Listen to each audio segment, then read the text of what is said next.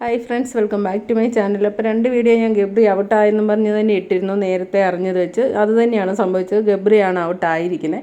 പക്ഷേങ്കിൽ പറയാനുള്ള കാര്യം എന്താണെന്ന് ചോദിച്ചാൽ, ഇന്ന് വരെ ബിഗ് ബോസ് ചരിത്രത്തിൽ ഇങ്ങനത്തെ ഒരു എവിഷൻ നമ്മൾ കണ്ടിട്ടില്ല കേട്ടോ.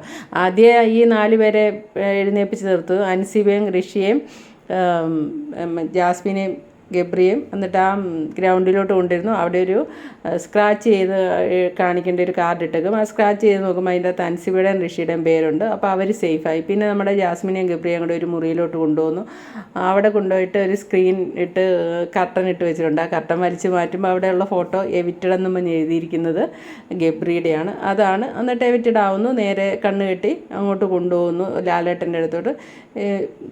ജാസ്മിൻ തിരിച്ച് വീട്ടിലോട്ട് വരുന്നു. ഇതാണ് ദൃശ്യം. പക്ഷേങ്കിൽ ഇതിൻ്റെ അകത്തുണ്ടായ ഒരു കാര്യം ശരിക്കും പറഞ്ഞാൽ ഇതിന് മുന്നേ ഇവരെ ഈ 4 പേരെ എണീപ്പിച്ചിരുത്തുമ്പം ഇതുവരെ നമ്മൾ ഇന്ന് വരെ ബിഗ് ബോസ് ചരിത്രത്തിൽ കാണിക്കാത്ത സീനുകളാണ് കണ്ടത്. അതായത് അൻസിബയും ഋഷിയെയും ഗബ്രിയും ജാസ്മിനെയും കൂടെ കൊണ്ടിട്ട് നിങ്ങൾക്ക് ഏറ്റവും അധികം കൂടുതൽ സമയം നിങ്ങൾ ചിലവഴിച്ചതായ പ്രിയപ്പെട്ട സ്ഥലത്ത് പോയിരുന്ന് നിങ്ങളൊന്നും കൂടെ സംസാരിച്ചോളാൻ പറയും. അത് തന്നെ എല്ലാവരുടെയും കൺട്രോൾ പോകുന്ന ഋഷി നല്ല കരച്ചിൽ. ആ മുറിയിൽ അവർ ആ കട്ടിലെ 2 പേരൂടെ പോയിരിക്കും. ഇരുത്തിട്ട് അൻസിബ എന്താണേലും ഔട്ടാവുമെന്നാണ് ഇവരെല്ലാം ഹൗസിലുള്ള അത്രയും പേരും വിശ്വസിക്കുന്ന. അൻസിബ ഔട്ടാവുന്നു എല്ലാവരുടെയും അഭിപ്രായം ചോദിച്ചപ്പം എല്ലാവരും പറഞ്ഞു. കാരണം അൻസിബ അവിടെ നിൽക്കാൻ ഇഷ്ടമില്ലെന്ന് എന്നോ ഒന്ന് പറഞ്ഞു പോയി. അപ്പോൾ അങ്ങോട്ട് എല്ലാവരും കൂടി അൻസിബ ഇപ്പം തന്നെ അങ്ങോട്ട് പോയി അങ്ങ് തീരുമാനിച്ചു. 100% തീരുമാനിച്ചു. ഒരാൾ പോലും എതിരഭിപ്രായം പറഞ്ഞില്ല. എല്ലാവരും അൻസിബ ആവട്ടെ എന്നും പറഞ്ഞിരുന്നു. അപ്പം അൻസിബ ഔട്ടാവുന്നോർത്ത് ഋഷി കരയുന്നുണ്ട്. പക്ഷേ ജാസ്മിനും ഗബ്രിക്കും എന്തോ ഒരു കാറ്റ് വീശി ഈ പ്രിയപ്പെട്ട സ്ഥലത്ത് വന്ന് ഇരുന്നോളാനൊക്കെ പറയുന്നതുകൊണ്ട് തന്നെ അവരപകടം മണത്തു. അവർക്ക് മനസ്സിലായി. അവിടെ ഇരുന്നപ്പോൾ തന്നെ അവർക്ക് മനസ്സിലായി അവരിൽ ഒരാൾ പോകുമെന്നുള്ളത് അവർക്ക് ഉറപ്പായി. അത് കഴിഞ്ഞാണ് ഗ്രൗണ്ടിൻ്റെ അങ്ങോട്ട് വന്നിട്ട് പിന്നീട് ഈ പേരെഴുതിയ ഒരു പേപ്പർ ഒരു ബോക്സ് ഇട്ടിട്ട് അത് ചുരണ്ടി നോക്കാൻ പറഞ്ഞ് ചുരണ്ടി നോക്കുമ്പോൾ അൻസിബയും ഋഷിയും സേഫ് ആവുന്നു. പിന്നീട് വേറൊരിടത്തോട്ട് കൊണ്ടുപോയിട്ട് എന്ത് ചെയ്യുമെന്ന് ചോദിച്ചാൽ അവിടെയാണ് ഒരു സീൻ ഇരിക്കുന്നത് കാണാനുള്ളത്. ഇതുവരെ ബിഗ് ബോസിൽ അങ്ങനെ കാണിച്ചിട്ടില്ല.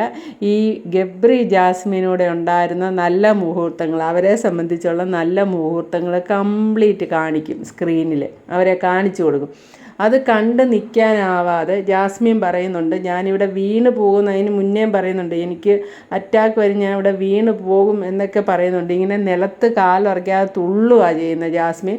മോഹമെല്ലാം വേറൊരു രീതിക്കായി. ശരിക്കും പറഞ്ഞാൽ ആ കുട്ടിക്ക് വല്ല അറ്റാക്ക് വന്നു പോകേണ്ട ഒരു അവസ്ഥ തന്നെ. എന്നാലും കുറേ പുറമേ കാണിക്കാതെ ഗബ്രി പിടിച്ച് നിൽക്കാൻ നോക്കുന്നുണ്ട്, ആശ്വസിപ്പിക്കുന്നുണ്ട്. പക്ഷേ എനിക്ക് പറ്റുന്നില്ല എന്ന് പറഞ്ഞ് ജാസ്മിൻ തുള്ളിക്കൊണ്ടേ ഇരിക്കുകയാണ് ചെയ്യുന്നത്. അവസാനം ആ സീനൊക്കെ കണ്ടപ്പം മുഖമെല്ലാം അങ്ങോട്ട് ഒരുമാതിരി രക്തം വാർന്നു പോയ മുഖം എന്നൊക്കെ നമ്മൾ പറയില്ലേ, അതുപോലെ അപകടം എന്തോ ഒന്ന് ഒരാൾ മരിച്ചുകൊണ്ടിരിക്കുന്ന സീൻ നമ്മൾ കണ്ടാൽ, നമുക്ക് ഏറ്റവും പ്രിയപ്പെട്ട ഒരാൾ മരിച്ചുകൊണ്ടിരിക്കുന്ന സീൻ നമ്മൾ നേരെ കാണുകയാണ്. നമ്മുടെ ആ സമയത്തെ ഒരു മനോഭാവം എന്താ, അതാണ് നമ്മൾ ജാസ്മിനിൽ കണ്ടത്. ജാസ്മിന് മനസ്സിലായി ആ 2 പേരിൽ ഒരാൾ പിരിയാൻ പോകുന്നതിൻ്റെ ആ ഒരു വിഷമാണ് ജാസ്മിൻ കാണിച്ചുകൊണ്ടിരുന്നത്.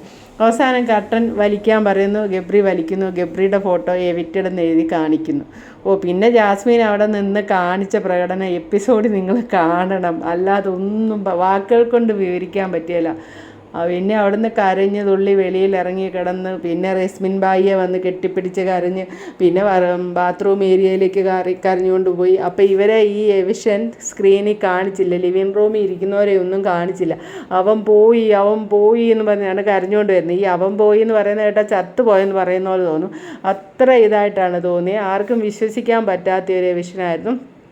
എന്നാൽ ഇത് കണ്ടു കഴിയുമ്പോൾ നമുക്ക് ലാസ്റ്റ് പറയാൻ തോന്നുന്നത്, ഒരു മലയാള സിനിമയിൽ ഏതെങ്കിലും ഒരു സിനിമ നമ്മൾ കാണുകയാണ്, 2 പ്രണയ ജോഡികളുണ്ടെങ്കിൽ പ്രേക്ഷകരുടെ മനസ്സിൽ ആ പ്രണയത്തിനെതിരായിട്ട് വീട്ടുകാരെല്ലാം ശക്തമായിട്ട് എതിരായിട്ട് നിൽക്കുവാണെങ്കിൽ നമ്മളുടെ മനസ്സ് സഞ്ചരിക്കുന്നത് ആ പ്രണയിക്കുന്ന ആ കമിതാക്കളുടെ കൂടെ ആയിരിക്കും. എങ്ങനെയെങ്കിലും അവരൊന്നൊന്നാകണമെന്നുള്ള രീതിക്കായിരിക്കും ആ സിനിമ മുന്നോട്ട് പോകുമ്പോഴെല്ലാം നമ്മുടെ മനസ്സ് പൊക്കോണ്ടിരിക്കുക. അപ്പം നമുക്ക് ആ സിനിമ കാണുമ്പോൾ ശരിക്കും പേരൻസും മറ്റുള്ളവരും ശത്രുക്കളായിട്ട് നമ്മളും കണ്ട പ്രണയം വിജയിക്കണമെന്നുള്ള രീതിക്ക് നിൽക്കും.